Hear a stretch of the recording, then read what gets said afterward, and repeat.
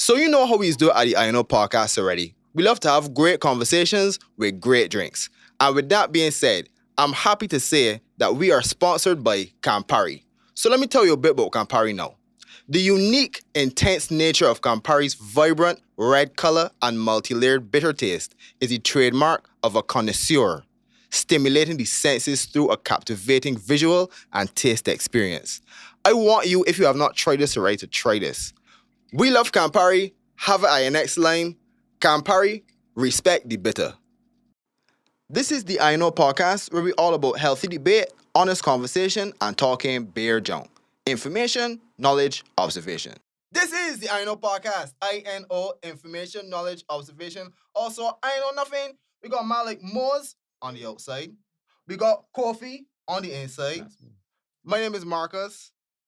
And we have a very special guest. Also, big up Rome, who out there doing something that's very important. More important than this, apparently.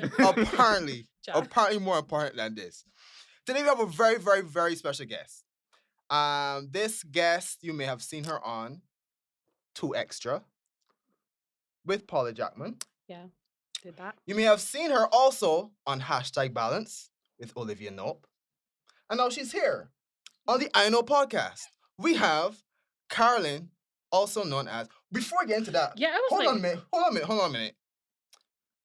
We also have to say that she has a podcast coming out that she's been teasing since 2021. Oh. It's called Trash Talk. And we were supposed to come out since 2021. So I have took it upon myself to label this episode as the first episode of Trash Talk. We have Karolynn, also known as Trashy or KB.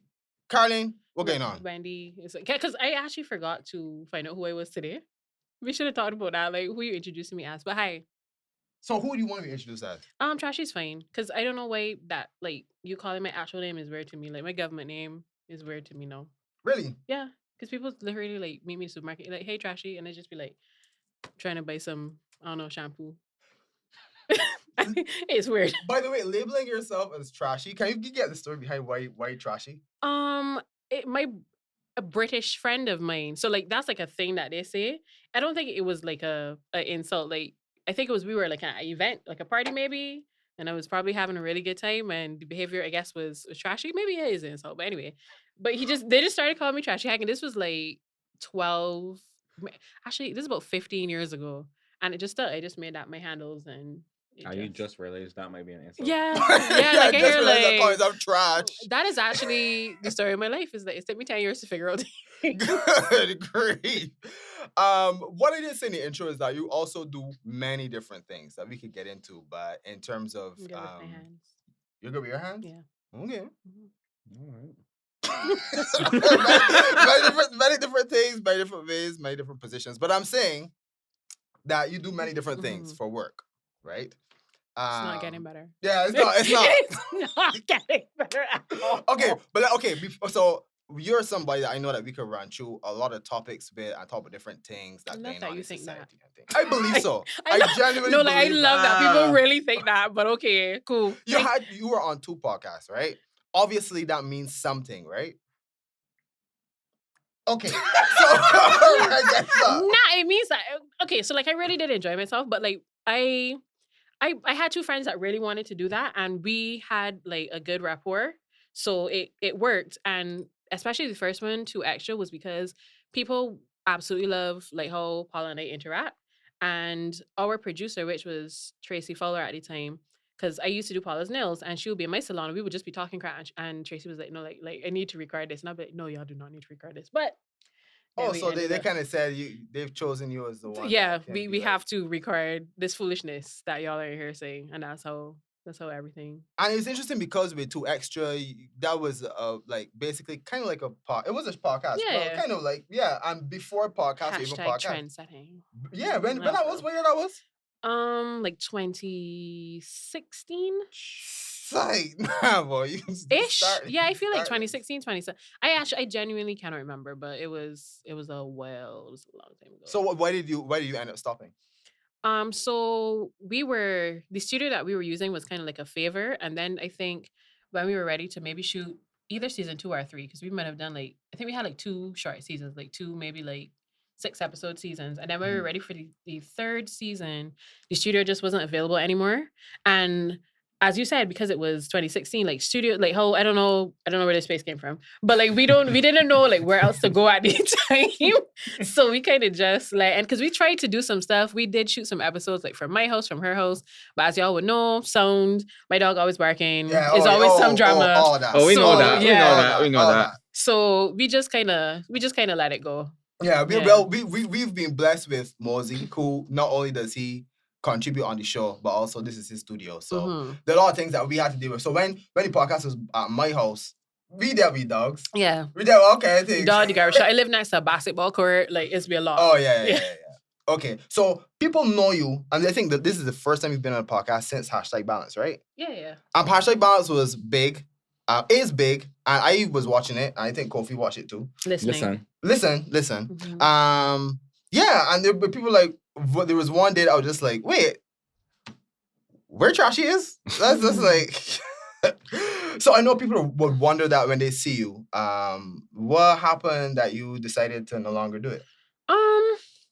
Life, I would say. Like, things just changed. I got busy. The pandemic definitely had an effect on the time frame, the time that I had available, the dynamic of the relationships with the people that were involved in that kind of thing. So that's just it. Like, you can just gotta move on. Sometimes I think about that too, and I ask that because, like, even when me, Kofi, Mosey, Romar, we were doing this for the last like 5 years, right? But even if I look at kudos to y'all, because because I in it, right? Like, I don't even because I in it, I know how much it takes to, like, we were here forever before we started recording, kind of thing. Like, it's take a while, and it does take a lot of time. So like, you gotta have the time. If you don't have the time, and then it's run out to, like, just that will yeah. live. I get you. Just the will to do stuff. Okay. Will, yeah, that sounded to me. So it's like, just know. Okay. Moving on. Yeah. Okay. And before we get into a lot of topics that we have here, do you have any advice for us in terms of as a group? Because I know that even some of the biggest groups in the world eventually, like, they break up or they move on with other things. Do you have any advice, being in 2 groups before, for podcasting and stuff? Any advice in terms of what we should do? I think everything just runs its course. So, like, when y'all really feel like, all right, I officially had enough of this, don't force it. And I feel as long as y'all stay, like, friends on the outside of it, so that is because what I really enjoy, as I said, y'all, I haven't actually really watched y'all podcast, but what I do enjoy is that there's friendship, and that what I do know about it from at least the clips and that kind of thing, it doesn't seem like one of the typical podcasts that the general world has issues with right now.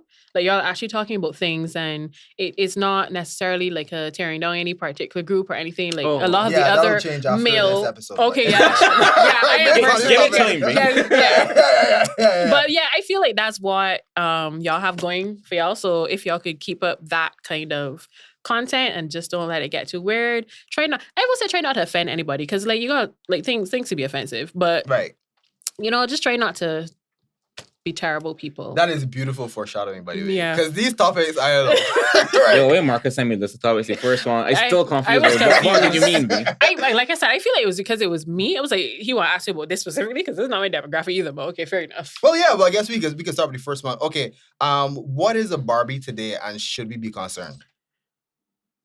Like, you have said it twice now, so I know it's not a figure of my imagination. What do you mean by that, though? I mean, like, what I thought that it's a trendy thing. It's a trendy thing. What does it mean, though? Is it like that guy? Okay, so poor me. They had that show the other day, the one where the people get trampled or whatever. Sorry about that, guys. There's other ways to describe things. Yeah, and so the guy that was the main headliner, but thank you, Valiant. Yeah, Valiant. Had to Google him. Poor me again. Like, I don't know about anything. He sings a song and it's like, them boy don't got no Barbies, and I guess that means, like, can I say bitches? Don't got a bitch. Oh, yeah, bitches. Like, don't have, like, no. I thought it was just girls. Hot, right? We're like girls, but like hot, but it gotta be hot. But I'm like, glad that a girl said bitches instead of us, right? Right. Yeah. We thought they meant upstanding, tax-paying women. They can cancel me. Right. Yeah, cancel me, not them. Right. But yeah, so, like, I feel like that's what it sounds about. So then people started identifying as Barbies. I guess it's the new alternative for, like, hot girl. Because, like, Megan was, the hotties and that kind of thing. I feel like that's what that is right now. It has gotten weird. somehow. Like is one of them things that got overdone really quickly. Mhm. But then for me, so if you're on my social media, you know that I have decided to live in the past. I don't like what's going on right now generally, and I feel like So you just don't accept it. yeah, Right. I haven't accepted it. So like I'm reliving all of the 90s. I listen to all the music from the 90s and like trying to remember all these shows. I rewatching like Seventh Heaven right now. Very problematic. Seventh Heaven? Yo, I ain't heard that one. That show is very problematic. Like when I'm watching it now with my adult eyes, I'm like, guys, this wasn't what we thought it was. But most 90s shows are Were- yeah. like Unbelievably problematic And show. no- Like that show is so actually pretty. problematic. it's crazy. That show dog. is terrible. But anyway, so I'm living in the past. So for me, the Barbie thing, the Barbie movie is coming out. I'm very excited. I'm actually quite childish. Right. So that's what Barbie is about to me. Oh, okay. And, Yeah. and fashion wise, there's actually like if you go on like Shein or like Fashion Nova, you can type in Barbie core and it will actually show you like a bunch of like pink and like really preppy like plaid kind of like Barbie type outfits is a thing. That's what's going on in the world right now. Yeah, you know what's crazy? Like, there's so many things going on. Like, people are like dying and all kind of things. No, Barbie core. Yeah, but Barbie trend, like, Right, I thought it was just a coincidence that Valiant bring out the song and then the movie trailer dropped. yeah, that's what I thought. I thought it was a movie. Nah, I think it's just a coincidence. Really? Yeah. So then like that meme dropped. So a lot of people was like using the meme or whatever. And then there's the thing that I'm not 100% sure where it's from, which I should know, but where it's like he's just Ken or something like It's that. from the Barbie trailer. Okay. He just Ken? What's yeah, that? like basically like Barbie is the star of the show and Ken is just Ken. So a lot of people I have that lined up as one of my Instagram caption. as one of my Instagram captions. Yeah, he's just Ken. You know, when I feel really cute or whatever, like, you know. I can't say what I really want to say after. I'm not sure what I'm allowed to say here. You can say Dog. whatever I you want. feel like that is. I feel like y'all do Dog. not. I Worst case feel- scenario is that's a problem that me and Gianni have to go through and like deal with. Big up Edit Gianni. out? Yeah, edit out that Okay. stuff. Yeah. Yeah, but always it's something. basically for women. It's Actually, basically don't like say certain slurs. we should have discussed this prior. You gotta know which shit But, like, no. what could get me canceled? Anyway, yeah. Right, That's okay. it. But truthfully, as I don't know, I feel that you can say certain things that we can't say because of your. That's the problem with the world. Nobody should be able to say any of the things. You know what's funny? I've now that when you said the whole thing about about the 90s, right? When you found out Jerry Springer died like yesterday, 2 days ago. And that really made me start thinking about the 90s and 2000s And for the things that we real, were Do you remember? that were allowed on TV. Do you remember when on Fear Factor somebody had to drink bull sperm? Dog. Literally, they had to drink a glass of bull sperm, and that was on national, like that was on international. NBC. Do you That was remember on, like, HBO. when a Bajan won that? And Something- she had to eat bull testicles? Something though? along those lines. Yeah, there was definitely. I remember. I Do you don't not remember this? A Bajan yeah, won there was that. a Like, she Bajan didn't on it for newspaper and sure. I thing. remember But it. one thing bitch women know to do, right? It's such a bad Okay, right. So now that you have set the tone, I know that I can I definitely hear say Mosey some laughing stuff. from here, though. Because- Wow. But yeah, I was like, no, and then I was going through all of the old Jerry Springer clips. I was like, That this show was stuff wild. That show was so wild. That was so crazy. Like, it was like a Ku Klux member. I fighting somebody. actually saw a debate then online because somebody's always gonna think piece everything. Like we just wanted to laugh, guys. But then somebody was like, it's terrible that Black people are celebrating, are behaving like they're mourning this guy who only highlighted the worst of the Black community. And I was like, honestly, I didn't go there. I laughed. Yeah, Because there was a lot of white trash on it as well. of course. So much. Yeah, like You ain't here or not? You messed up all you know. Wasn't they giving out Pause. there was a lot of. But all right, I don't know. I kind of on the side of the amount of just highlighting like trashy Black people. I mean, But Really? like I feel that way about. I'm just saying that I only not discover. I ain't like fully on board yet. But I said I thinking about from like 2 weeks ago or whatever. I am not going too far on a tangent, but it starts with like propaganda. So them cop shows or whatever that just always paint police in a good light. right. But like I think it's Law and Order that 63% of the bad guys, the antagonists in Law and Order episodes were Black. And then of those Black men, like 75% were violent crimes. When like in real life, the statistics does not like anything like that. No, I not. Is that a thing? Because I remember that most of them was creepy white men. Because I No, really love SVU, and I feel like it was wasn't. really Yes. okay. Maybe okay. So then no, that's like fair. I'll Google it for sure because SVU is my jam. Right. So study how long Law and Order was going on now, and that just became a media norm. So then, like, you gotta study that. Like, there are people in these states that just will, like, they will spend 10 days on not cross a black man. Right. And that is funny because, that's like, true. they will spend 10 days and not cross an Asian person because that's just how the build of Barbados population is. Right. So, like, they literally only know black people as the black people on TV, the trash people on Jerry Springer. That is fair. That is your only representation of black people. So, like, I just kind of like sit back and study. Well, that's why a lot of people so ignorant because, like, they just grew up. They only know it was black people as loud, ratchet, and words. So okay, so would it be fair for somebody to like say to blame Jerry or blame the times that Jerry was in? No, it's not Jerry Springer's. It's not Jerry Springer's fault. Time. It definitely. It's not Jerry Springer's fault. It was a wild time. Because I also feel like in like my everyday life, when I look back at things that happened that I experienced in my childhood, that I witnessed, that at that time we were like a kiki, and I'm like, oh, that is actually quite cringe. It's very terrible. It is. That was really bad. Like things that happened in school and that kind of thing. That as children we were like, and now looking back, like, no, oh wait, no, that's somebody's a victim. Bro, I would never forget. When I was going to school, people know where I went to school, primary school, right? But I don't want to say now because of what they say, right? Yeah. You remember it was funny there, right? Sorry. Hey, yo, brother. No, that was funny there, bro. And everybody would just chant.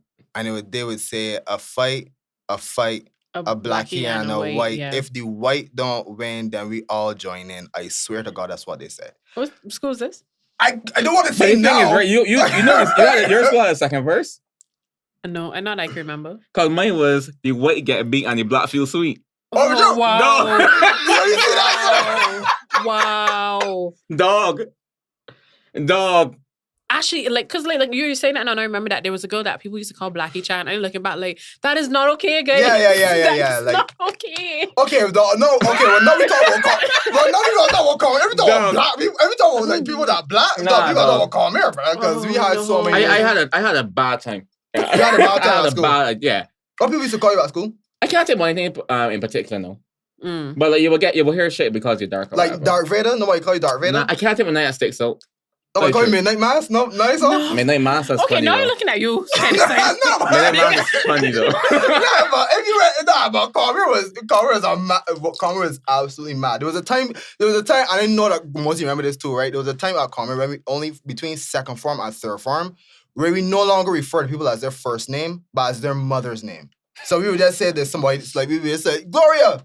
And because it was so common, eventually we just be like, yeah, we're going on, whatever. Like, we would no longer even care the fact that people like, we just refer us as our mother's name. It's like, it was sick back then. Honestly sick. I don't mind those times. Millennials. But that's like, right. But we're aware now that we're like aware, that is yeah. not okay. Right. Yeah. My thing though, It's a lot of trauma. my only thing about that, right, is it ain't okay, but at the same time, I feel like we generally gone a bit too far to the other side where you can't make jokes at all. Like, you can't make I agree. sport. You can't be you know what it is? You can't be ignorant, B. You're not even allowed to not know nowadays. Right. And that's a problem because how else you can learn? I want to agree, but at the same time, no. In what year this is, 2023? No, Jesus Christ. Like, you can literally just jump on the internet and find out. Like, when I have doubts about something, because I can admit that my brain functions very differently. I do have a lot of very inappropriate thoughts and that kind of thing. And then if I think about something, if I see something on the internet and I'm not sure like what is going on, I will Google it so that I don't jump into comment or anything before I understand like what's going on. I think that's the issue is like they got all of this knowledge out here and you chose to enter this conversation ignorant. But Let me be real, Karolynn. When you growing up, there are things that you just think are normal. You think that is standard. Right, no. You're not going to go I found out on Twitter that Coolie Man was offensive. I had no idea that was offensive until this year. Really? Yeah. The Coolie Man is the man that drive down a guy in a van. I am pretty sure that's self-referential. I'm actually working super hard. That man is called themselves in my Coolie household Man. to stop my parents from saying that, and they can't like wrap their head around like what is the issue.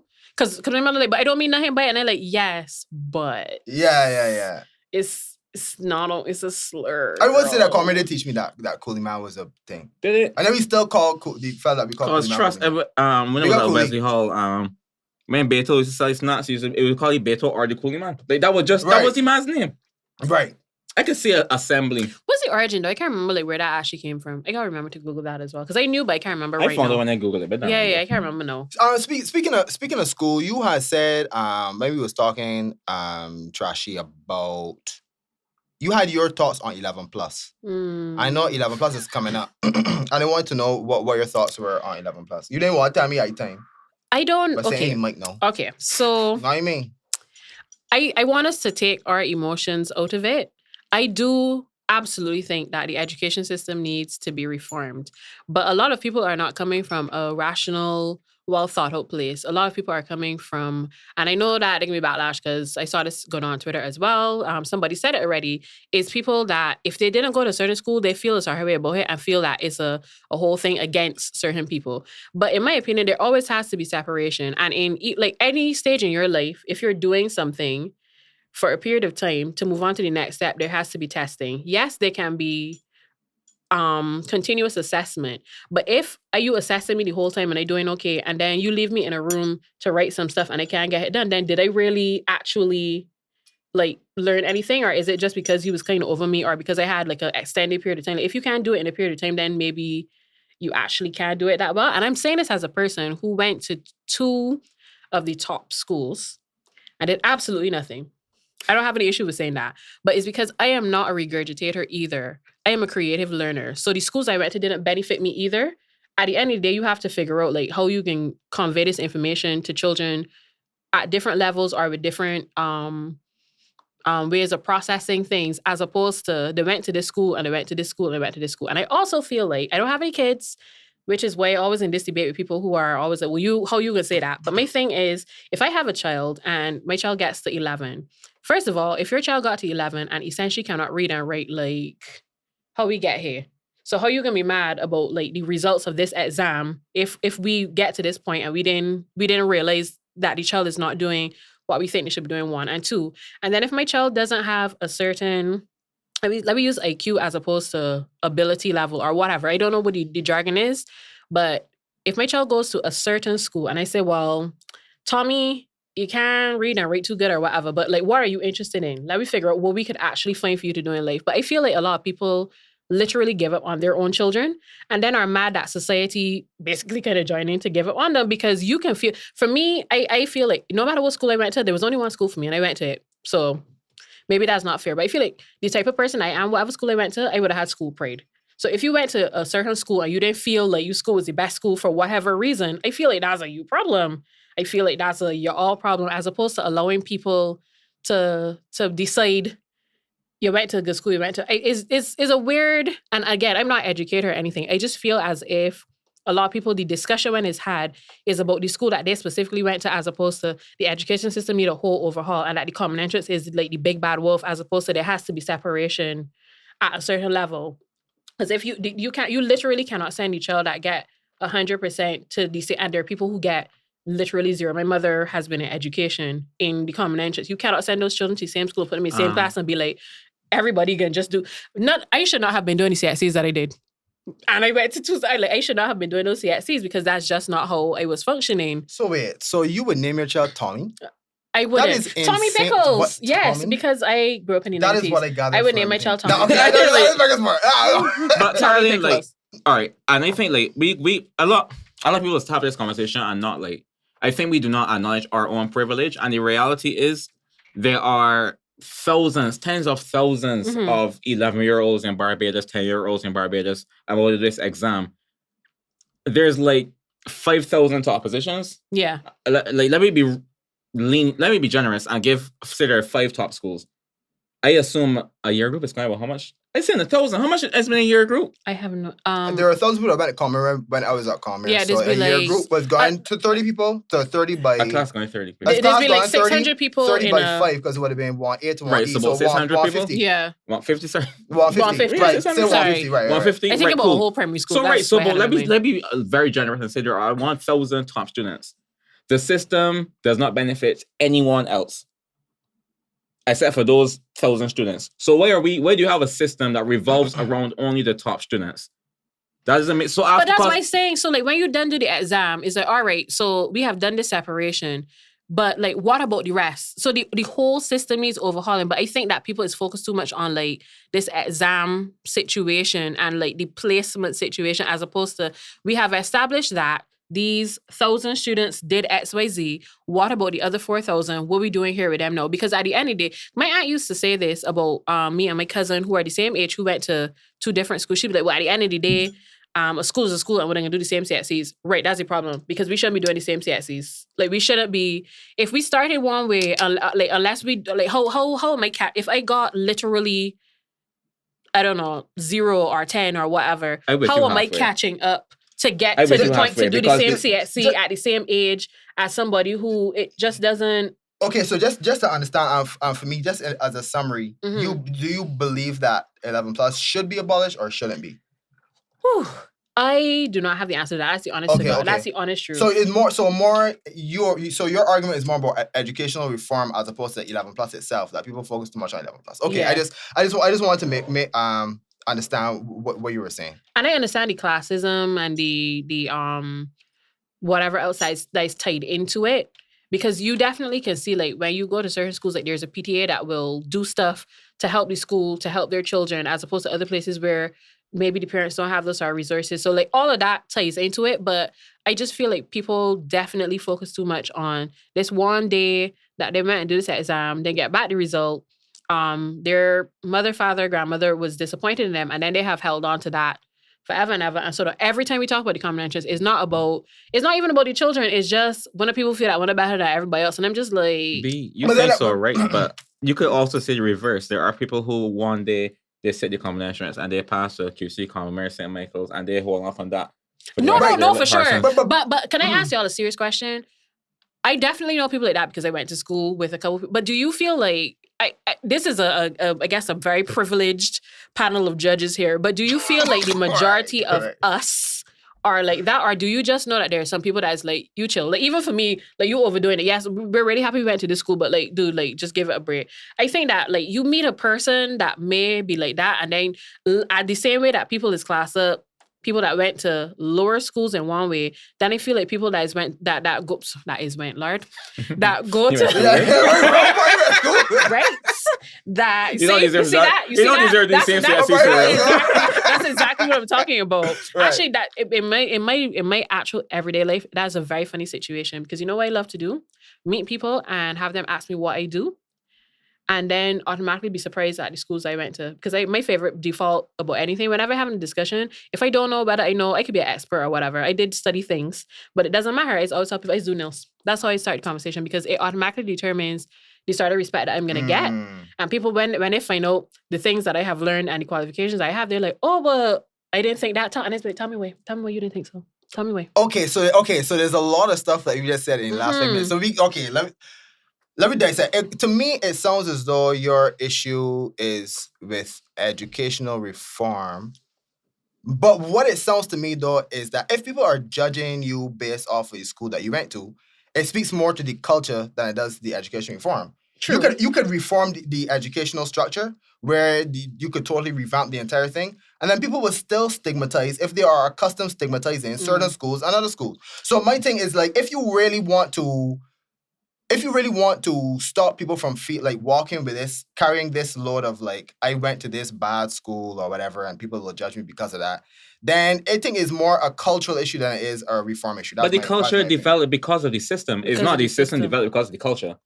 So the reason why people you just said yourself, you went to a bad school. What is a bad school? Right. That idea comes from the system because we give people that get 20 a certain school. When in reality, if we give, they just always say, if the system was there are 5 grammar schools, whatever you want to call the 5 top schools, right? And then after that, you're zoned. So all schools are not equal under those 5 top schools. Well, of course, you want to get your 5 top schools. But in reality is, there's no more bad school. Because I could sit down and I could name schools that you would consider worse than Foundation. But I personally think I said Foundation is a top 5 school. Right. So, okay. My thing is if you got 20% and you went to a certain school, I don't think that that's a bad school because all the people there might get 20%. Just because you got 20% doesn't necessarily speak to your value or how the value of the school per se. But as I say, what are we doing? No, right. So what I'm saying is the calling that a bad school, that's not necessarily something that the ministry would do. That is something that we would do. Right, We but- determine the hierarchy of where we say the cutoff point is for what is a good school, and then after that, anything beyond foundation and lodge is bare jump. No, you lost me there. Like you had me in the first half, but we can't be determining when we can see the marks that take you there. I can tell you 20% is not a good grade because 20% is not a good grade. If you with that good grade qualify for this school and everyone in that school is equal, I am not incorrect for assuming that school is a 20% school because that's where you put in the children that get 20%. Right. 20% in an exam does not speak to your aptitude overall. Absolutely correct. Right, so hold on a minute. What I'm saying is the main issue that we have, I believe, is when we look and see that because somebody did poorly, which because 20% is poor, 20% in an exam, whether it be standardized testing like 11 plus or whatever, that we then assume that the person is going to a school that is for the lower people, etc., as opposed to a school that more speaks to other people's skills and talents, etc. So say somebody got 20% at 11 plus, but then they eventually went on to do metalwork and woodwork, etc. But I then say that's a bad school. No, it's a school for those that are not necessarily gifted in the way that we understand, but more gifted in like metalwork, woodwork. But the fact that we label it a bad school, that doesn't come from the ministry per se. It doesn't come from the system per se. It comes from the way that the people and the culture perceive that school to be, which it should not be so. I understand what you're saying. It's right? both. It's but two no things one, can be true at the same time. Right, but no one looks at this system from the CSCs that these students produce. No one does that. Everyone looks at what the 11 plus students do. That is where we made that. That is where the culture comes from. The culture does not, because reality is we only celebrate the children that got enough CSCs when it comes to scholarships and exhibitions, and then coming out to 3 schools. So does that mean that all the other schools equal? It doesn't, because the culture is not based on CSC results. The culture is based on the entrance. Right. It would be very nice to say, well, Parkinson will produce the best metalwork students in the Caribbean. No one gives a fuck about that, though. But you Everyone know what, only though? gives about the entrance. That example also is part of the problem because automatically, because I got 20% when I was 11, should you decide that I need to do metalwork? That is one example. That is one example. But Right. I'm saying that's what people always default to as well. I just feel like if you got 20% in maths when you were 11 years old, when you go into first form, all right, we back to this math situation. We can't move on. And that's the problem. Like we like the curriculum, as far as I know, is the same throughout. And it's like, but if you get 20 and you get 100, there's no way that we could just come and just hop on this new curriculum and move on. It has to be a case of, well, we got to figure out where you get this 20%. Right. And we keep going because you can still become a doctor eventually. But the thing is that you got this CXC by the time you're 16 to get to UE, to do this, the timeline is really also a bit of a problem. So it's like, and again, so the whole thing is educational reform. Like everything just need. I think too. Like we just put too much. There's so much of a bad taste in your mouth about somebody stopping down. I feel like repeating should be such a blessing, because like you should, if you do not get the work and you repeat, you should be able to be a top class. I know, like every year that I didn't start down, it was like there might be a God for real. Because I was like, Jesus, right? But that's pressure. But really, truly, you just don't see in fourth form, which ain't benefiting you at all. Yeah, I was not doing what I was supposed to do and not stopping down, and I was very confused. My whole thing about the 11 plus, if anything about the 11 plus I have an issue with, is the fact that, again, the fact that it happens at 11 years old, I think that doesn't really make much sense to me. The thing about standardized testing, though, is that's just an aspect of life. If you want to get ahead in something, people are going to weigh your skills off of some kind of metric, and learning that from an early age, I think, is beneficial. So my thing is 11 plus isn't really a bad thing. If people want to get rid of 11 plus because of the stigma that comes with persons that don't do well at 11 plus, as I said before, I think we need to have a sit down and talk about the fact that I don't think that the stigma is going to go away. It's just going to manifest itself in different ways if you were to reform, if stigma is the problem. Right? Do you think that... Oh, go ahead. No, I was going to say, personally, I feel like the issue is what the schools do. So, like, when your aunt said you do the same CSCs, like, I personally feel like in my perfect world, if I was to become the almighty, you would got like the 5 grammar schools or whatever, these top schools. And that's where you go for your quote unquote traditional education, your math, your whatever. But then I feel like when I taught at Parkinson for a couple of terms, I taught the JMB. I thought like that was a dope party music program. They did agriculture. There was like cosmetology courses. Like, why aren't there like schools for that? So like, what's wrong with okay, you do your common entrance, you do first and third form, and then like there's a school from fourth to sixth that is just like business and cosmetology. Yeah, I even think that the grammar schools need more diversity too. For example, when I went Cormier, I had to, and which to me is egregious when I think back on it, right? I had to do a language, and I had to do either history or geography. And thinking back on that, I'm like, why? What if I don't like? I could do one worse, please. What is that? At Queen's College, they changed their sense, right? At QC, you could not do chemistry by itself or physics by itself. You had to do maths. No, it was you had to do both. You could not do either by itself. By itself or maths. No, you had to do math. Math was compulsory. You mean CSC? Your CSCs. Yeah, I was on CSC. You could not do biology, physics or chemistry by itself. So if you do not like biology, like you are bad at biology, so you don't want to do biology. Your two subjects not gone because you have to do two other sciences. Right. So even the people that are bright, like for example, brightness doesn't equate to interest. There are a lot of people that are bright that would prefer to do something like the cosmetology, woodwork, etc. Actually, and then they end up, stuck in this thing because it's a grammar school. So even the grammar schools need to be reformed too. I'm not trying to be a victim or anything, but the reverse happened to me where I was rejected from Polytechnic. People told me that I had too many qualifications. I was like, that one? Yeah, that's my first time I heard that. Yeah, that's not my first time I heard that. I had to go to a private cosmetology school because Polytechnic was like, ma'am, what do you mean? And I was like, but I just want curly little hair. So wait, sorry, when was this? What year was this? I took a year off after sixth form. So 1912. Jeez. I took a year off after sixth form to decide what I maybe wanted to do. And I actually didn't decide on anything.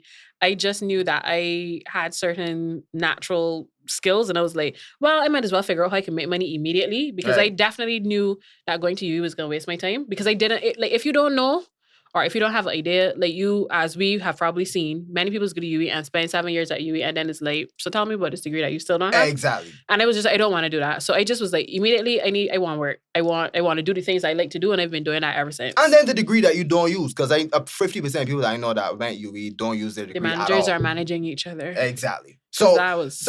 okay. And then the next thing about this that is really funny for me is that after all of this, with the introduction of where AI is going now, artificial intelligence. What a segue. All of this grammar school stuff ain't gonna mean shit. All the people that look at the big grammar school jobs, those are going to be taken away quick. You think so? Oh, what jobs are you thinking of, B? There's something called legal.ai, right? Mm-hmm. So basically, so for people that may not know, where artificial intelligence is at now is that artificial intelligence is kind of like predictive texting.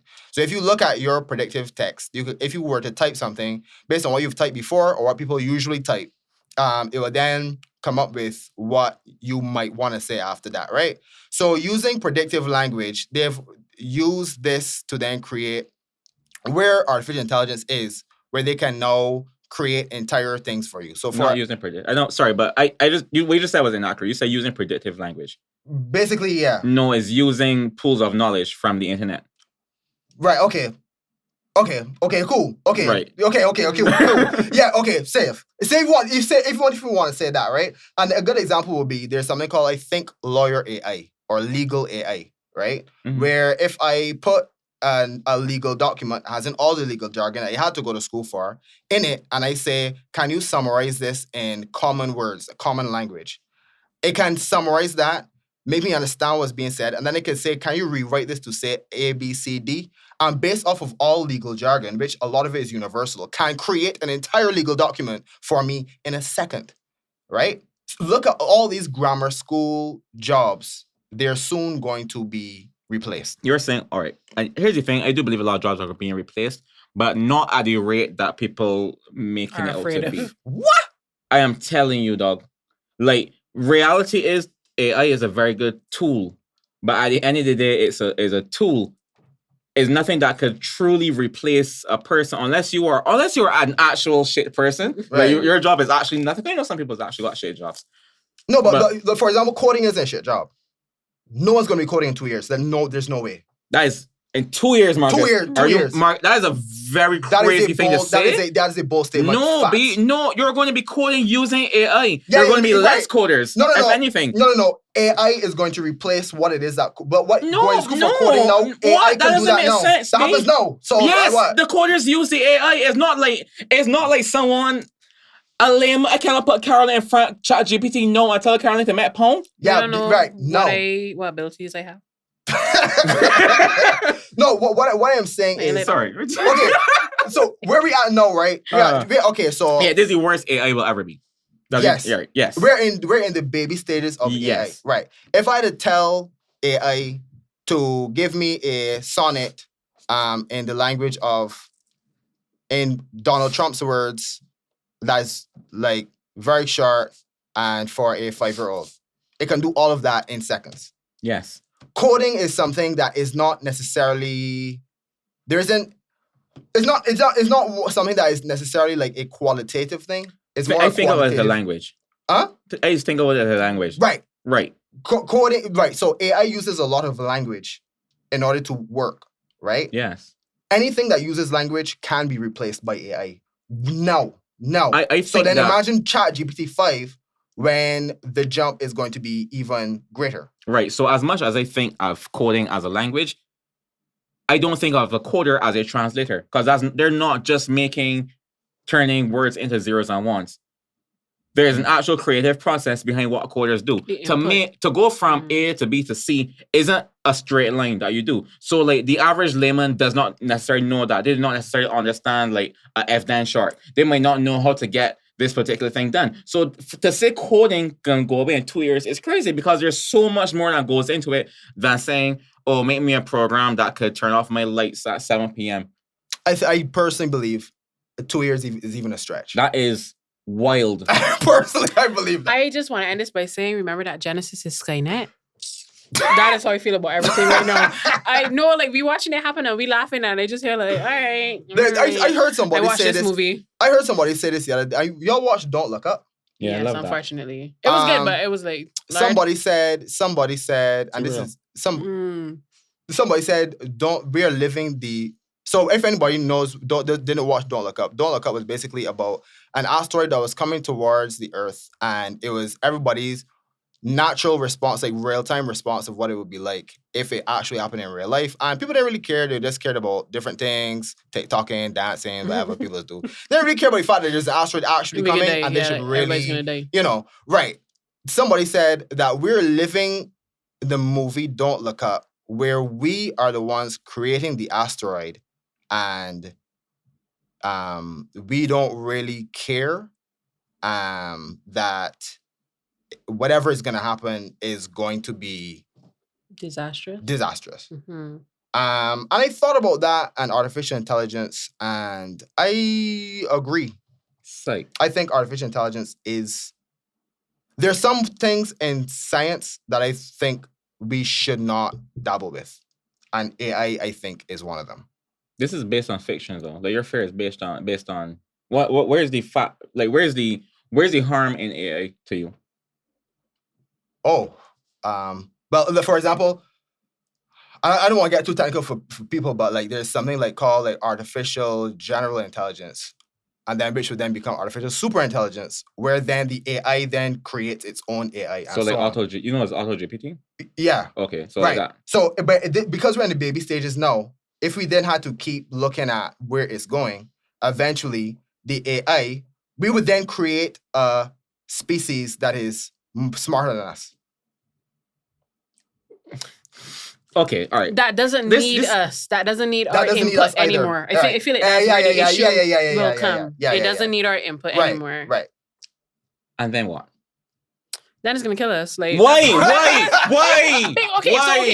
Okay. So I am not y'all have all the jargon, whatever. This is not my thing. I honestly do not care about like 90% of this kind of thing. As I said, I just be like again every day. Like, all right, we still here. All right, cool. You say 19th century? Like 19th century. Sorry, I mean 1995. Like, Right, I'm yeah. gonna be you so bad when we don't record it. She's watching Jerry Springer and she's But- watching all kind of things. But As my sister and I have been discussing, if AI is basically learning, like we are imagining Ultron essentially.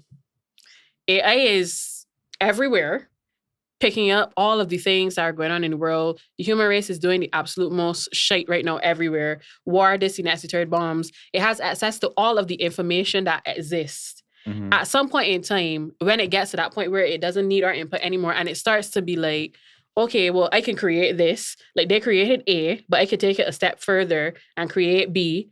Or like as the AI on the movies have decided human beings are actual trash and basically, it's time for the robots because they're just destroying the earth and that kind of thing. So like I feel like that's where like that's the idea that you have. I know you're saying it based on fiction, but I don't feel like that's far-fetched at all.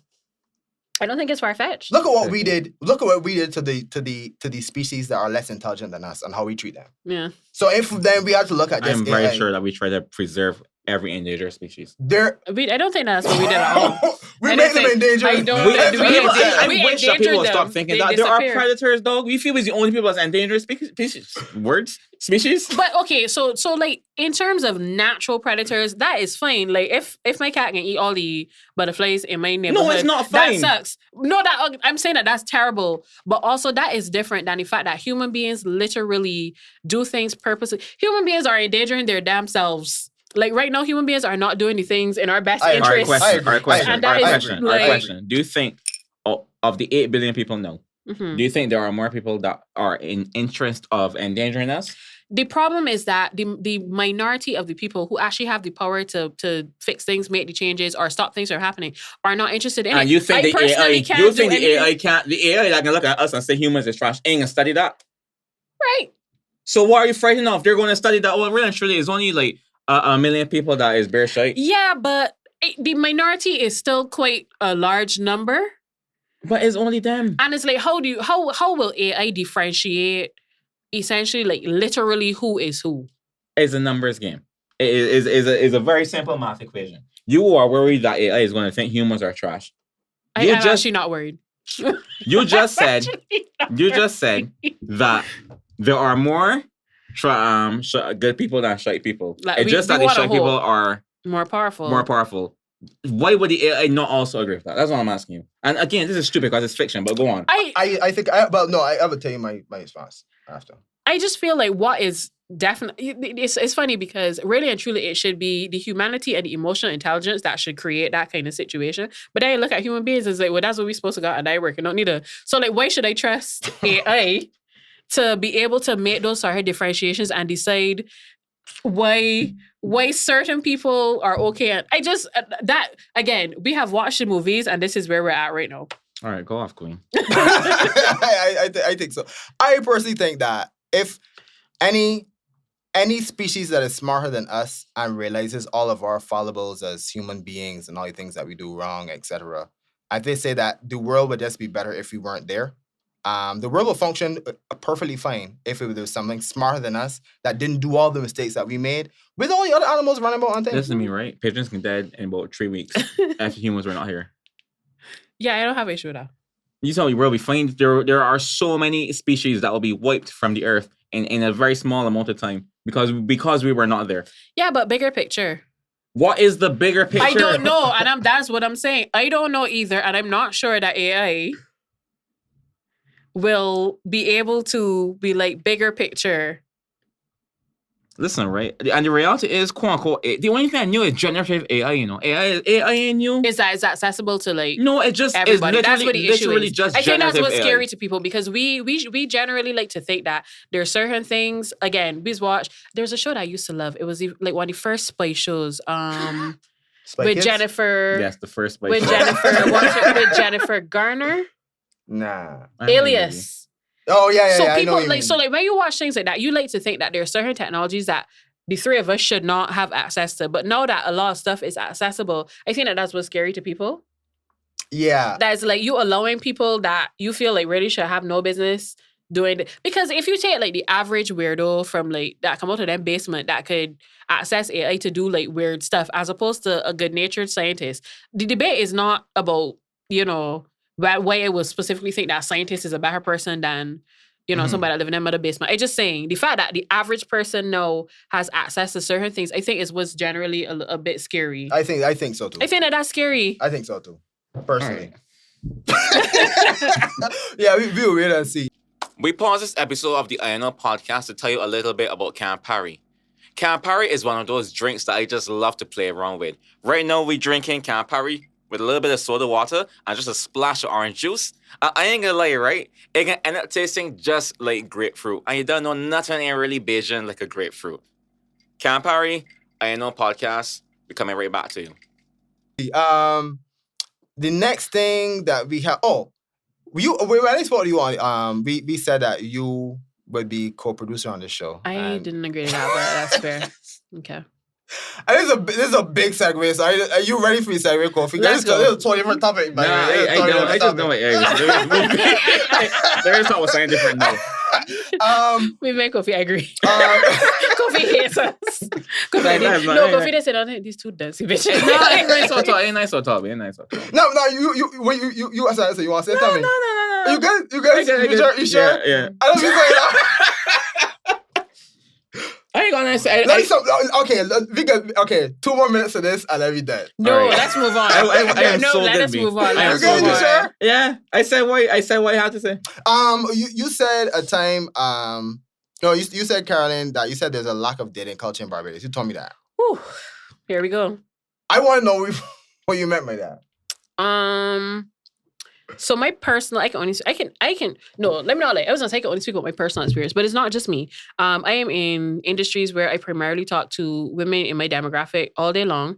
And literally most of us are single, have been trying to date, have been trying to give people chances, and it just all goes to hell immediately. So, basically we are all sorry, before you go on though, Uh-huh. I don't think I let you say what you do in terms of your entrepreneurship. Just so people only understand. feats. You do only feats, yes. You do only feats. All the women that you're speaking about, they are signed on to your only feats. Only feats is what you So do. I am a trained and shit. licensed cosmetologist. That's what I did primarily. That's what I do mostly. That's what I did basically before COVID. And BC. so, yeah, BC, wow. And now I don't even know how to describe it. I cook things, I make things that people eat. That's the best way that I could describe it. Because there's a word for that, you know, and I don't know, but I have to try the English. A C, yeah, I feel the C, you know. I feel the C it should be 4 letters, but I can't. But here's the thing, like I'm not trained or anything. I just like what I do. And I found that I am pretty decent at it and people want to eat the things. So I do brunch boxes. I do custom cakes. Basically anything You're a chef. You don't have to go to Pomeranian. Chef. Oh my God.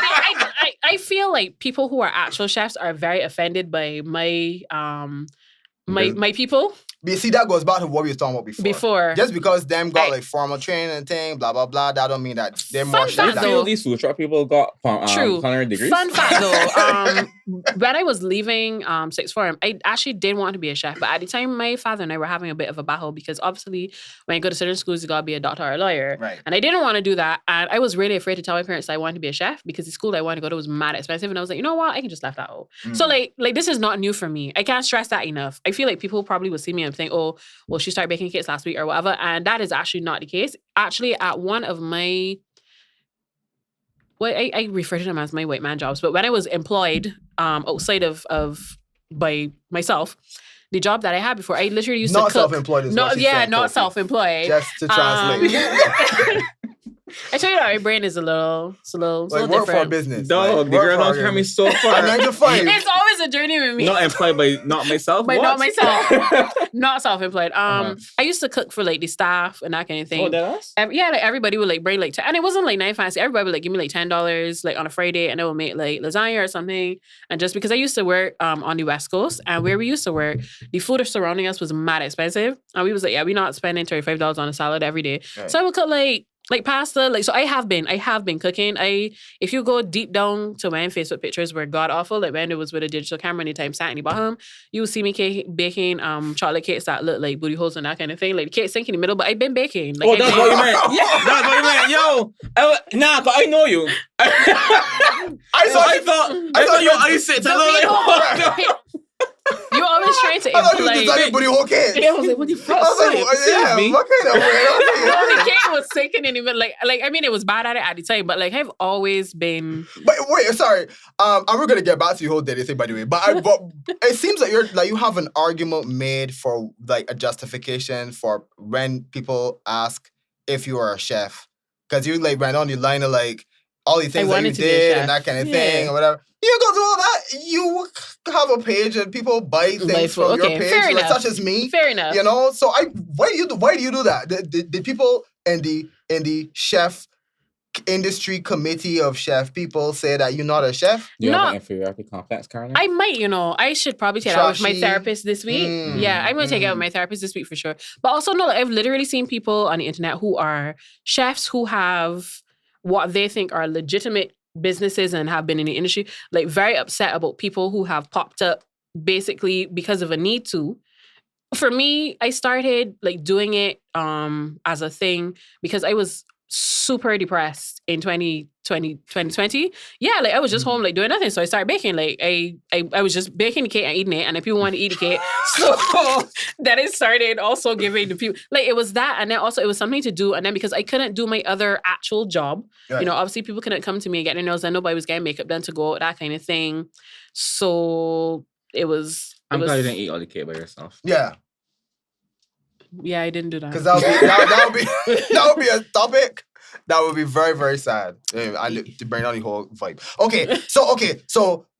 Dating culture. Dating culture. You said that a lot of people Women in our 30s. in their 30s, and you said that they come to you and talk to you. We talk about it all the time. Right. So what do they talk about? Right. So you meet somebody and they basically will, hello, gorgeous. Good morning, beautiful. You to death for 3 weeks. We are not going anywhere. We are not having any real conversations about anything.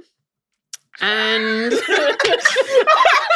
Go. I hear nothing wrong so far. Go on. wow. You see that driveway pull up like what you doing? Like Yeah. in you area, you can pass there, and then just come out and talk, and then that's be Dating. Yeah. Yeah, okay. And that was okay when I was, I'm going to say 15 to 24. I'm Right. about to You have be. menu area at 15 though? No. You know what I mean. I don't. That's You why know I asked. what I mean. She was the first Barbie. She was the original Barbie. She was the original. Like, she was the Eve Barbie. I'm actually yeah. Mary Magdalene. Yeah. It's Save me. yeah, I chose I her wasn't gonna say that. I said specifically. Eve. You said Mary Magdalene. Yo. That's her. But yeah, like at this point in time, especially because I can only speak for my demographic and like my actual friends. We are all relatively established women doing our own thing. It's not that we specifically need like finance. I mean, we need like I would like some care, but like I don't need it. It's not that we looking. So at this point in time, it's like, what are you? And I feel like men could feel like this as well. That like I'm never the sort of person that would be like, men. Yeah. I understand that men also have their experiences as well. But I feel like we all at this point now is like, if we're not going anywhere, if we're not trying to like connect in a serious way, like what are we here doing? And then Yeah. see, What is better in life than breathing? I don't understand. That's what we're doing now. We're breathing. oh boy. No, no, See, shit. We I can't work- sit I there work and real hard so to look, breathe, y'all, the conversation's over. I sorry. Girls, we can just go Right. out, like go on. Wait, name? I try not even remember the page where his body toys from. Like just have an arsenal and let that be it. An 'cause- arsenal of sex toys? What? I could come back and talk about it. Y'all know who I am. Nah. Okay. So what exactly? You don't want to breeze. You don't want us to pull up and just say, "Hey, what do you want from men? What do you want from us?" Experiences we want to talk about. A lot of men do not have anything to talk about. That is very interesting. It is. I know that y'all think that about women as well. Y'all are entitled to those opinions, so maybe nobody has anything to talk about. Maybe that's the I problem. think that's the problem. Everybody is boring. But like for me personally, okay, a perfect example would be I was on the dating apps for a little bit. I have just left that. I can't do it anymore. And I was talking to this guy. We were talking for literally 3 weeks. So 2 things I don't like. When we match, I not give you my number like immediately. We could talk on the app for a little bit and then decide if we want to take this anywhere. Cool. We was on the app for 3 weeks. He did not ask for my number. He was not trying to like see me or anything. I was very confused. So one day I had this shoot and he messaged me when I was at the shoot and I said, because I was doing makeup and he asked me, what you up to? I said, well, I had the shoot, but I here real hungry. I was here for a long time. I ain't eating every day. He was like, all right, so what you think you can eat? I said, well, I haven't had KFC in about 3 months and I feel like today's the day I can eat KFC. He was like, yeah, boy, on Tuesday it's got like a sandwich combo or whatever. I was like, all right, cool. And he was like, wait, how come you haven't had KFC for 3 months? Did I say months or weeks just now? You said weeks. Months, though. Months. It was months. And I was like, well, I was overseas for 2 months. And, you know, I was out there eating like the people fancy cuisine. They just didn't want any KFC. And then like I came back and they just haven't been. And he was like, all right, cool. Yeah, you definitely get a sandwich. So for me, because of who I am as a person, I told you that I was overseas for 2 months to start a conversation. Where did you go? What were you doing? Then I would say, do you like to travel? And I say, yeah, I got the sandwich combo. And I was like, but that's one-sided because you don't. I'm absolutely just being a devil's advocate. I know. But also like he probably just studying like I ain't really want to talk to you about a trip because I ain't got a passport, and then she can want to ask me. But see, so this is where we have the little issues because, oh boy. It's an offensive topic. People get mad about it, but it is a reality. I literally have had somebody, again, these are my personal experiences, DM me my own picture, that annoying thing where you hit that little arrow thing, send me my own picture and be like, oh, I see you here on a camel. I mean that you like to travel and thing, but I can't even carry to St. Lucia. First of all, St. Lucia is mad expensive. If you want to carry me to St. Lucia, I'm going. 1. And 2, you have already established, in your words, the type of girl that I am. Why have you messaged me? If you don't have a passport and you see that I like to travel, and this is an issue for you because I have never said that that's an issue for me. I just saying that you already feel a sort of way about it. So then like where are you approaching these kind of women? For you to be mad about the fact that, did y'all see that discussion on Twitter where the guy said that when you see women with the highlights that are like places that they travel, that's a red flag? I was like, what? How that's a red flag? That the women like to travel?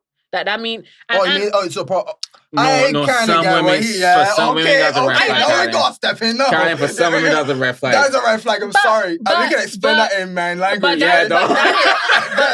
ahead. Tell me what's the issue? Some women are prostitutes. All right. So, but if you butt a woman and she's a prostitute and that's not your vibe, you're not trying to. You know, you're not trying to pay. No, Mosi, you know. Right? Mosi, you are. You're not trying to pay, you know, for whatever. Then, all right, cool. But, like, that's not necessarily where it was. Okay, I understand that that's one aspect of it. That's not where he was going with it. He was like, that these women think that they're better than everybody else and that them always wanting to spend money on them. That is the vibe that he was on. But just so you understand. People prostitutes. Girls, I am pro-prostitution, by the way. Okay, we'll get to that. But what I was going to...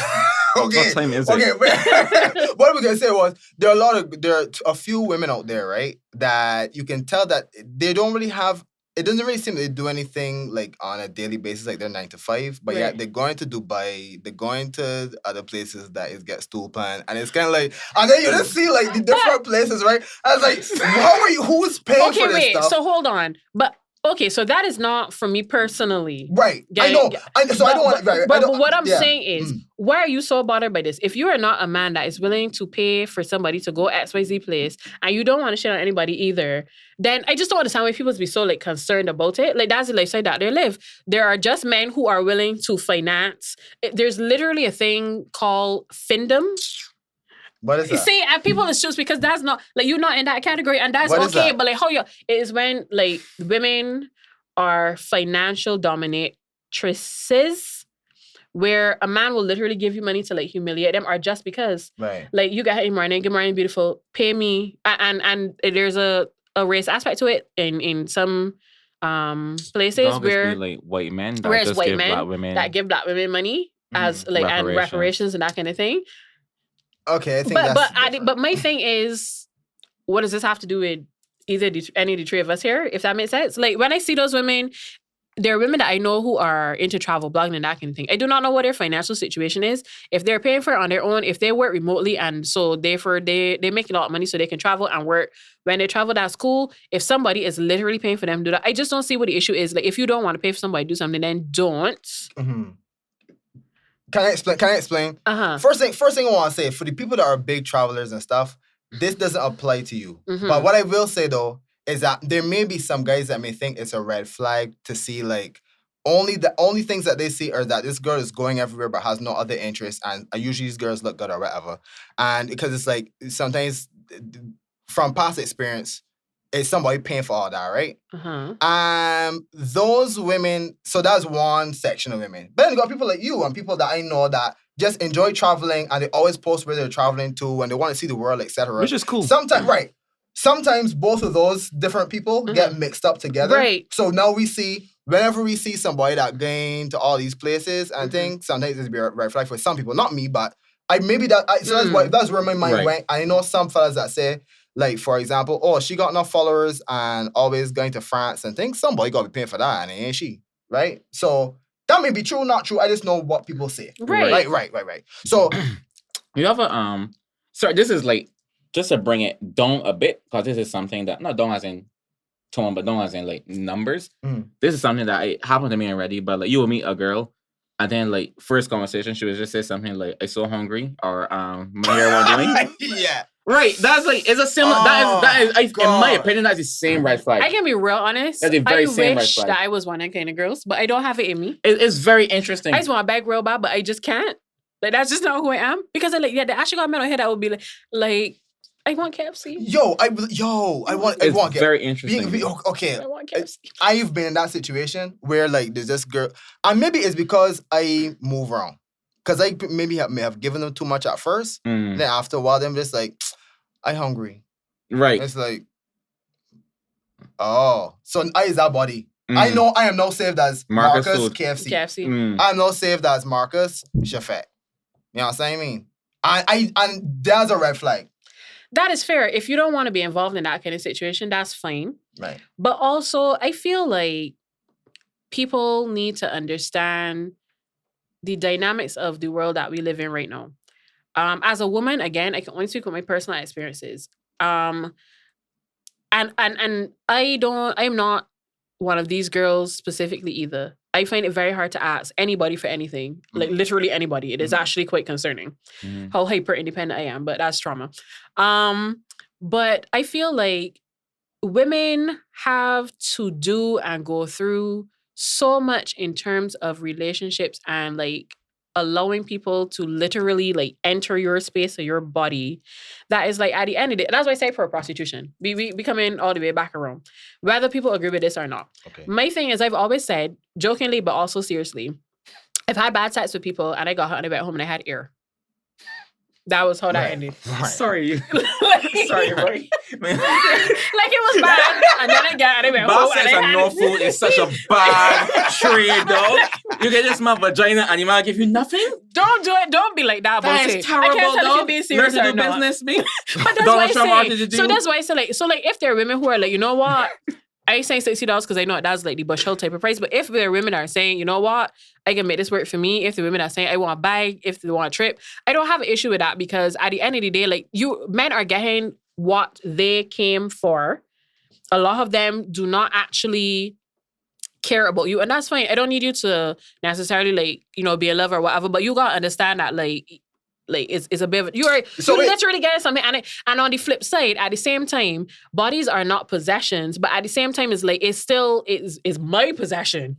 It's not your possession, right? But it's my possession. But just to understand, so a man gets from sex like the sex, right? So what is the woman doesn't get the same thing? I thought women get sex too. Yeah, women.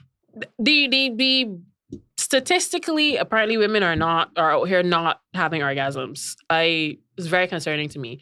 So it's like a lot of women are having sex because that is what the men that they're involved with want, and they are okay with doing it. It's not terrible, but it's not amazing. A lot of people are not having amazing sex that is yeah, boy, this is what we're here for. Right. So it's at the end of the day, this is the transaction. Because the truth of the matter is, especially on the apps, again, you meet on the apps and people immediately, especially when I was traveling, when I was overseas and I was like a hot black commodity in Europe, the man was messaging me like, do you want to meet me in an hour? And I was like, no, I do not want to meet you in an hour. Like, that is, no, like in a foreign country, like you may actually traffic me. Now, you may not even be about sex. You may be trying to kidnap me. Kind of thing. Okay. But it's like, so like men are very forward about, this is what I want. It is vagina. Mhm. So, therefore, you have expressed that this is all you're interested in. So, therefore, I need to pay my bills. I need to do X, Y, Z. So, this is what, not me, but this is what we are going to do. I know that is like a touchy subject because people feel like, well, you can't equate money to sex and that kind of thing. But like, it's all kind of subjective. It's all kind of subjective and transactional at the end of the day. To me, like, I think a person unless you're really into each other, which most people flat out are not. A lot of people are not really, like, a lot of people don't like each other. Like, this be like, this girl bossy big and I want to hit that. Like, I'm sure they all have said that. And given the opportunity, you would. Like, if there was no strings attached, like, if she literally said, I mean, granted, people said that that's a red flag too. If a girl just comes to you and is like, you want to hit it, that's concerning. But at the end of the day, the truth of the matter is, like, if it was a situation where you didn't really have to do much of anything, I'm sure that most men would take it. So, like, that's what, and like, I don't know. Well, I am pro prostitution. I feel like like, no, I feel if that should be the episode name, pro prostitution. But if that is what you're going to do it. Like, I just personally see it. That's why I don't like either. I don't like when they're pretending that them doing something. Like, you're not selling flat tummy tea and traveling to Dubai every 3 months. Like, don't pretend. Like, you don't even have to tell us that you're a prostitute. Just shut up. Like, you could just shut up. I have a different view. I think some things you shouldn't monetize. The minute you monetize them, you mean vaginas? No, some things you shouldn't monetize generally. If I put a price on it, I immediately devalued it. There are just certain things in life like that. But it's not mine to determine. Right. That's what I say. Like, actually, go ahead. No, that's what I was gonna say. That's up to the individual. Like, if you, for whatever reason, think that your quality time in your vagina is $60, that's how you view yourself as a person. I can't really do anything about that. But then you can't be mad. The same way that you can look at that a certain way, you would understand if I look at that a certain way too. But at the same time, again, because it's my vagina, Lord, this episode, because it's mine, I can determine, okay, yes, I feel like it is worth $60, but I feel like I want to give it to Marcus and not Kofi. And I think that's really mixed up his come. At the end of the day, it's still the choice of the person to decide who them giving it to. Because people are saying that then once you are willing to, sell, that everybody is free for all. But no, at the end of the day, I can still decide whether I want. Yeah, for sure. And I think that's really mixed up his coming. That's why people be like suppressed about certain things. Yeah, that's wild. Well, to me, that's wild. I don't understand what you said though, Marcus. Hey, by what?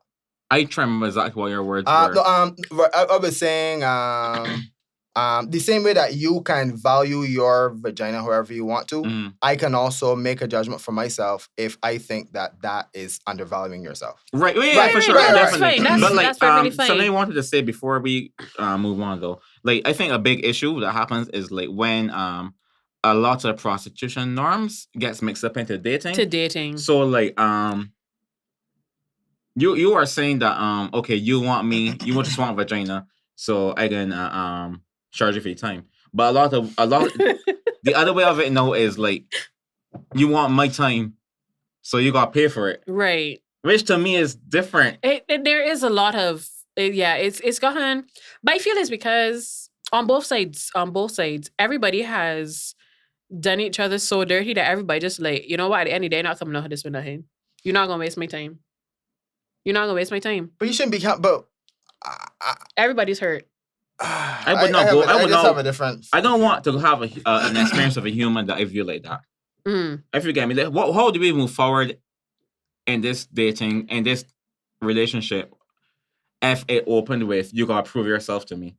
What's next? Financially, by the way. Right. Not you gotta prove that you're a good person. Not you gotta prove that you could be a good partner. You gotta prove that you got money. And then what? Because that's gonna be that's the standard. That's what we do. No, I'm more thinking of like a power thing. Like, no, I have that over you now, though. Yeah. That's something that you wanted to see. This is it. And this is just for me. The minute that I see that a girl can be bought, I totally am turned off. Right, That's because me. right, correct. That's And they're not the ones for you. That Right, is definitely. that's a demographic that is out there that is definitely not for us. But going back, what you said about dating though, Mm-hmm. you said basically the women that you talk to that are in their 30s and stuff, they believe that dating isn't what it used to be, or that men just aren't stepping up and like actually courting women. That men are not stepping up and courting women. And then also on the flip side, there's been a lot of situations where, so I go out with you, Marcus, for maybe like 3-4 weeks, not even months in a row. And now suddenly everybody else has backed off because for some reason they think that no, I belong to you. Men, this was happening. Again, I'm speaking from my experience. People are free to debate here. So it's like, you see me out with Marcus at Olympus, like 2 nights or whatever. You're like, oh, but I gotta be she man or whatever. So then nobody else don't want to talk to me or whatever. And then, so then there's no, like we're not dating a row. We're not trying to go out there and figure out, well, we like this and this person and this and the next person. We are kind of stuck. And then you just end up in, like, basically, I know somebody who literally said to me, them miss and was in a relationship. And I was like, that is concerning. Like, we're basically, like, them was doing whatever for so long and not talking to nobody else for no reason because there are no discussions about what are we doing here. There are no discussions about, well, yes, I feel you, but also, like, I would like to explore this other situation kind of thing. And then you end up in missing and being in a relationship and realizing, like, a year, 2 years, 10 years in, that, like, you and this body actually don't really... Yeah, okay, but one thing that you said, I find... I'm sorry, that's because we don't have dating culture. Right. That's what I'm saying. That's what it's coming to, because we don't date. That's one thing that I realized in Barbados that is different from, like, other places, that being with, like going out with several people at the same time is very taboo. Like, saying, like, I going out with this body, but then on Thursday I dated another fella and that kind of thing, right? That's a bit foreign. Yeah, she's a whore. Right. Literally, I've experienced that where it was like, oh, and I was like, but we not, like, nothing going on here kind of thing. Like, where are you mad about this? And then on the flip side, because I have dated internationally at this point, is a situation where, especially when you involve sex, so people have casual sex all the time, that's fine. But I feel like the issue that we have here is that our community is a little incestuous. Like, we all know each other. We all know each other. Sorry. To some extent that too. That is like, because like, somebody is like this body's be this body cousin kind of thing. So we all have the option. It's a good thing and a bad thing. It means we could get to know each other without having to get to know each other. But then also, it means that if you already know me through Kofi, y'all have already decided whatever about me. 1. And 2, it means that if I decide that I like you over him, then is an issue. And then there is the fact that then, so like, let's say there's like casual sex involved, automatically there's a stigma. Like, when you have, if like you're literally going to tell Kofi, this is what happened, and now Kofi can be like, well, that's, like, tainted me or whatever. Whereas I find that internationally, like, people are very, very kind about it. Like, you will get her the next morning, and I mean, this is not my personal experience. You will go downstairs to the coffee shop, have your coffee, they put you on train, and it's like, if you want to see me again, you can let me know, that kind of thing. And like, you don't feel no sorry about it, and you don't feel like you coming out to the body house at 6 o'clock in the morning, and Marcus' mother peeping through the curtain, and it's like, wait, that's that kind of bro. Yeah, I think it's it is very hard here to like just enjoy. I think it's because we're so small for Troop. It's crazy. And all the groups are kind of like, there's a cross section between everybody and things. Like, I can't in good conscience deal with somebody that, for example, Kofi can't deal with. I just can't do it. That's fair. I just can't get that out of my head. No, that's fair, but like, but is it because something is now technically wrong with her, or is like, that's you dog, and like something's wrong with her, son? That's really, for me, I thought it was serious. I was like, whoa. No. I don't mean because it's Kofi. Ew. I just mean like because. No. You had to get away with it. I did. I always get away like that. Two things. Okay. 1, I can't get out of my head her being with Kofi. I can't. That is me. That is me. I'm about to be that person. Like, are you literally thinking about her, the Bacchus and Kofi, or like? Yes. That I can't. I cannot get that out of my head. Okay, fair enough. I don't even know if that's a me thing or a man thing or whatever. But it's a man thing. For me, it's a territorial kind of like, I can't. She was once Kofi's possession in the worst, using the worst language, right? As in, once she was Kofi's, and turned out was Kofi's main thing, right? Right. I can't now deal with Kofi thing because Kofi was What there. if that's already. gonna be the love of your life though? Like, Well, what if, like, how you then, can, like, nah. like, what if? And I mean, like, personally, the if for me neither. I just be saying these kind of things, but like, I'm not that type either. Me to deal with somebody else, somebody man that you know personally. No. I'm not dealing in friend groups. But as in, like, I wouldn't date two of y'all. Oh, you gotta choose one. Right. If you had to choose one, I wouldn't date the two of y'all because y'all are friends. But I Right. just mean I don't have an issue with like. Lord, wait, hold on. What do I want to say here? You'll be casual with two people, with two friends, but not serious. With two friends? No, that's not what I mean either. I lost my train of thought because you asked me something specific and I can't remember what it is.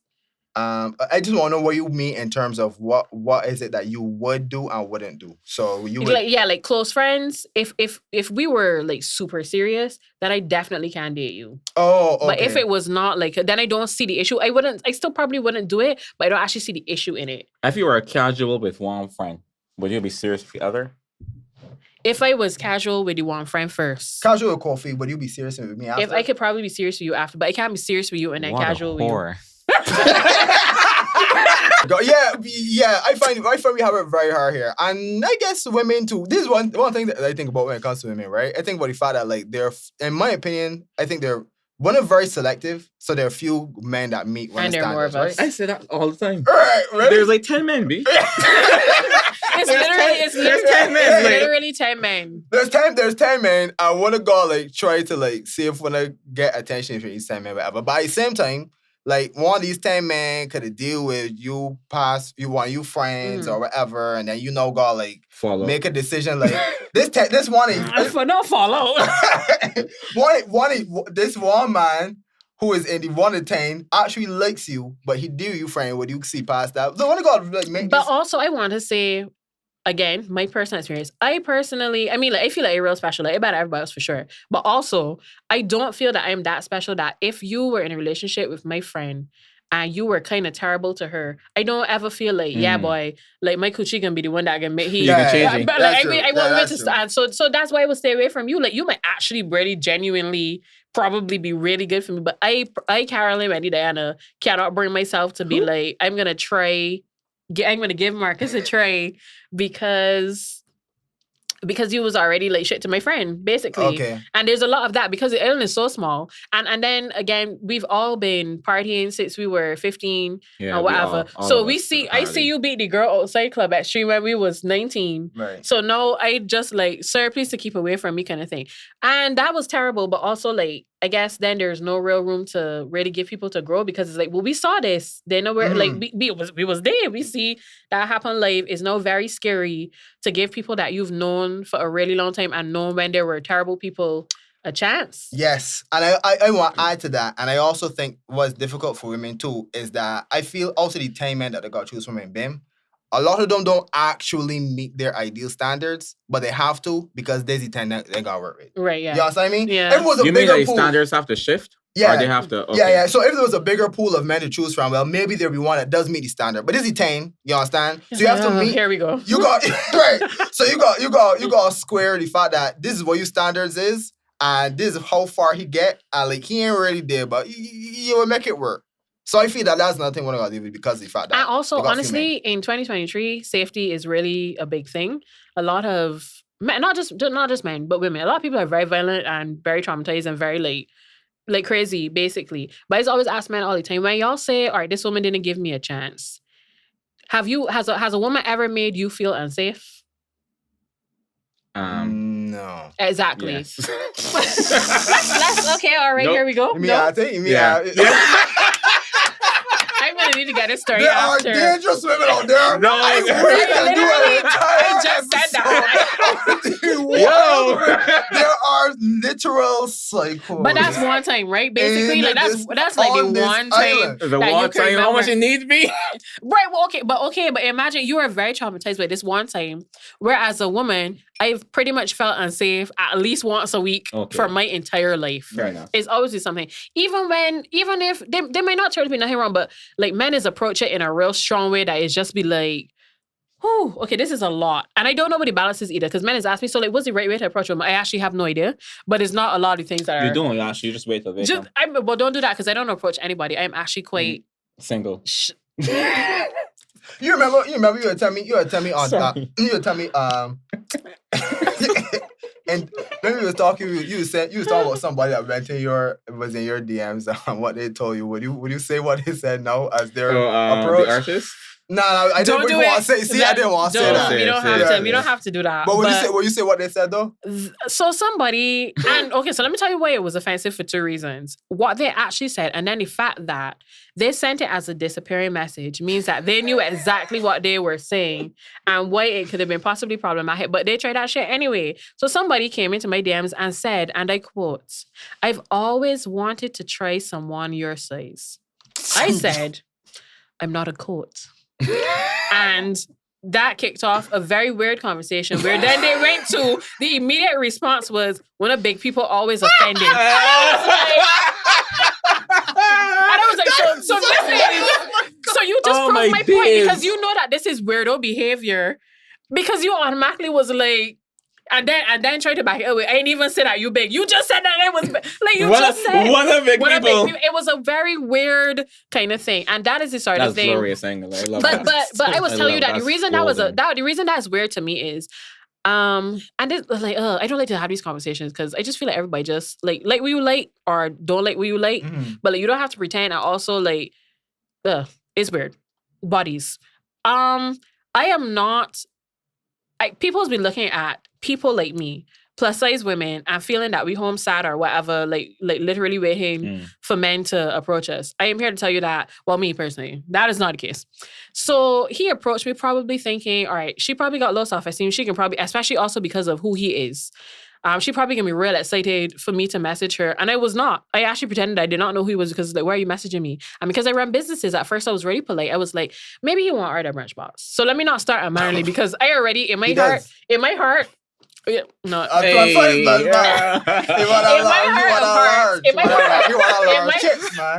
my heart of hearts, I knew that it was not nothing like that. But I was like, all right, let me give this a try first before I automatically divert to my unmanly self. And like that kind of thing does not. And I don't know how to explain it either. This is related but unrelated. I was telling my sister the other day, I'm not sure how to explain to men that bombarding with compliments thing is very unsettling. Like, all right, you look nice today. Thank you so much. Oh my God, you're so beautiful. Every conversation. Good morning, beautiful. Hi, beautiful. Oh, you're just so fascinating. I don't know what calling the bandits. That's the other extreme, but it's very weird behavior. So we're between bandit and good morning. Good morning, bandit. Yeah, because it's made me like, okay, hold on. But like, so this is all that you have to say. Like they don't ever be not trying to like have no, again, back to no real conversations. You just like, you beautiful, and that for us equates to you are fucked. I ain't gonna like I've been gaffing at this for a long time, but you're absolutely correct. Like I when I think back to, I have a male friend of mine that like he has odd luck with the ladies. Odd luck. He has odd luck with the ladies. What I mean is that like, it don't work out or like it doesn't work out. But it's like how it doesn't work out, that's more of a concern. Like there was a time, right? He messaged me. I didn't even know what he messaged me, but he messaged me. He meet this girl. He want Karashi out, where he Karashi. So I think Cosmo Club had just opened, and I was like, well, their tacos are amazing. Do that. I was like, well, get down there on a Tuesday. Them no open up. I think it's a cool spot. She likely ain't gone there. Like it will be a nice experience or whatever. Right. The man was like, all right, cool. I was like, yo, B, what you want to doing? The man, big yourself if you're watching this, dog. The man was like, we went diving, and then the Karashi felt all inclusive back. And I was just like, what the fuck is this second date? What are you doing next? Actually, no, that you said so, right? I met a guy, again, on one of the apps, Lord. That was the time.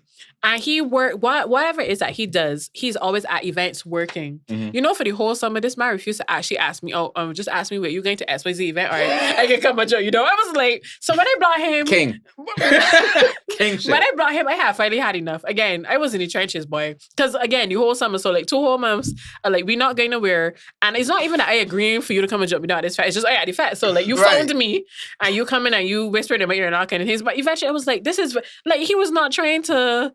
he carried a girl to all inclusive. I mean, that's when I went on my first date with somebody was actually a staycation. It was the same That's day, a by the long way. story. What? What? Mostly not kill me. So now I have to tell the story. Yes. Yeah. So basically, we'd been talking for a while. He has a very demanding job. His job was not letting him have any time off. And one day he messaged me and told me, I can't say exactly what it is that he told me because that will say where he's worked, but he told me that he felt like, let me say, walking off the cliff at his job, basically. Like, that's how his job had him feeling. So and I was, he Soundless doesn't, Castle. Oh. it doesn't matter. Well, that's not what he said, but like, he was on some like real, like, yeah, I ready to literally kill myself. This people work this because I hate, yeah. And he said, and I said, dog, like, go to your doctor, get some time off. Like, you are clearly like mentally frayed. And he was like, yeah. So he messaged back. He was like, yeah, he went to the doctor gave he like 3 weeks home to like sell himself or whatever. He was like, honestly, he want to get out. He hosts because got a lot of people in he hosts, whatever. He feel like he can staycation. And I was like, cool, enjoy. He was like, but I don't want you to feel like you're not interested. And I was like, nah, I understand that like you're going through a lot, whatever. He was like, well, like if you want to come and hang out, that's cool. And that's what we did. Like we literally hang out. I promise you. Like that's what we did. He checked into a hotel. He was in there for like a couple days. And I like went like showed he like every other day kind of thing. And we hung out at his hotel. But essentially it was a staycation. Like when people pull and think like it was staying there kind of thing. But and I was like, that is. So did you like that or you didn't like that was a bit too strong or that was like you like that? Contextually, it was okay. Okay, right. But like, don't meet me and tell me you want to carry me on a staycation. No, Yeah, no, because I feel like that's still a little too. The reason that women like food dates is because, all right, you're in a public place. It should be, unless you go to a certain restaurant that I will not name. The music should be at a level that y'all can have a conversation. right. You can, eat some food, which always should make people happy unless the food real bad. So like it's a comfortable kind of thing. But people always say it as, oh, this bitch want me carry she to Chin Chin or whatever. Chin Chin not exist somewhere. Yeah. But you get it. To spend money. And it's not that. Like it doesn't even have to be super expensive. It's just that is a easy way in women's eyes to start to get to know somebody. I asked that right because I find it so confusing. I've heard women say that they would like to have somebody like carry them out certain places that are like Chin Chin. I know a girl that actually her first date was Chin Chin. Right. And I was like, not if you're that. So if you're in that tax bracket, then by all means. but that seems like a bit too much to me. That's and then like- she was like, so then I have no idea. You say it is a bit too much. She was like, she would like if a man would like step up and like carry them to these First places. date and though, di- that's literally, crazy to me though. Absolutely. And then she didn't like him. Right. So that's so much But invested. that is Right. what the issue is. Y'all thinking that this $300 that y'all spend should guarantee that she Nah, likes me. it's not That a- is what's it's- come across as. For me, that is what I like casual dining for a first date. Yeah, no, me too. But I was Because just there saying. is no way I'm going in the fucking tides for you to tell me I might text you back. No, not that I can do anything about it. But, But it's that's like the whole I can just feel point of stink, it. B. Okay, so that's why I said like if you're in that like don't okay. I think that's If you don't want to spend that money, you don't want to spend that money. But there are people who are that money is nothing to them, and also if that's with them accustomed going. Because like I have a friend who he not taking a body to. I can't think of the place. It doesn't like your shoe. He not taking nobody like your shoe, and it's nothing against it. It's just that's not where he accustomed going. So he's taking you to the places that he accustomed going. Maybe you've never been there, or it might be someplace new even that he's never been to, and this is the sort of thing that he does. So really and truly, like you just gotta be approached by or deal with But in people. reality, Karolynn, the vibe at the tides is not the vibe at say Cosmo Club. Their beach. Yeah. Okay, These Right. like so. that's fair. Tights is like very tight. Like I'm wearing a nice shirt. I go on a nice pants. I clean my shoes. B. Well, maybe okay. I really like to dress up, so actually I can put on a sequin gown if I want to go to Cosmo Club. So I know I buy the apps. That's the truth. Yeah. But- I know how that would go. But I don't know. Maybe there are a lot of people that have been women. Again, I can only speak for women that have been lacking just nice things for so long. That is like honestly at this point in time, I just want nice I'm things. not saying that y'all don't deserve nice things. You absolutely do. Right. It's the first date. The opportune I'm not time even for I'm these not nice defending that things. specifically either because that's not me either. I just saying that's probably the I mentality. just personally think you should have nice experiences with people you like. If I you had do not somebody know try if you to like carry this me to man, Flash Zone for the first date though. what's wrong with that? That doesn't sound bad. See what I mean? I can't see wrong with that, B. Flash has got DJs Yeah, and exactly. and Shark and thing, B. Trashy, I would like before because we gotta wrap up. All three we going somewhere actually. But I would like Including Mosey 4. you got beer things that you do. And I frequent your services often. Not Only feet. right?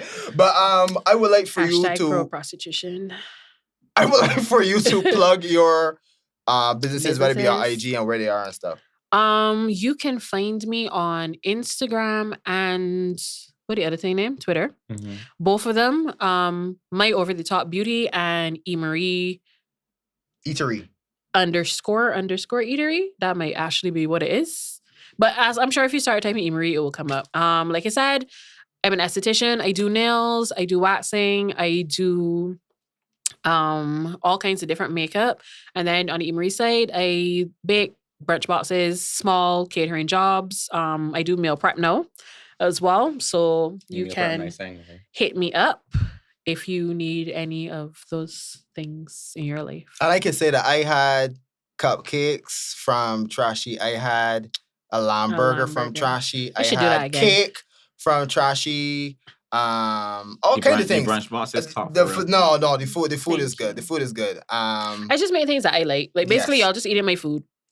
I want you to keep doing that. I think she's doing a male manicure special too. I am making that up. Well, that was a Valentine's thing, but I do Oh, do safe. male feet and and hands and that kind of thing because hygiene is really. I want you to keep doing that stuff Mhm. and just kind of like shelve the prostitution thing for now. Okay. That's and really that- money. So, mhm. Thanks for coming through. I Mom.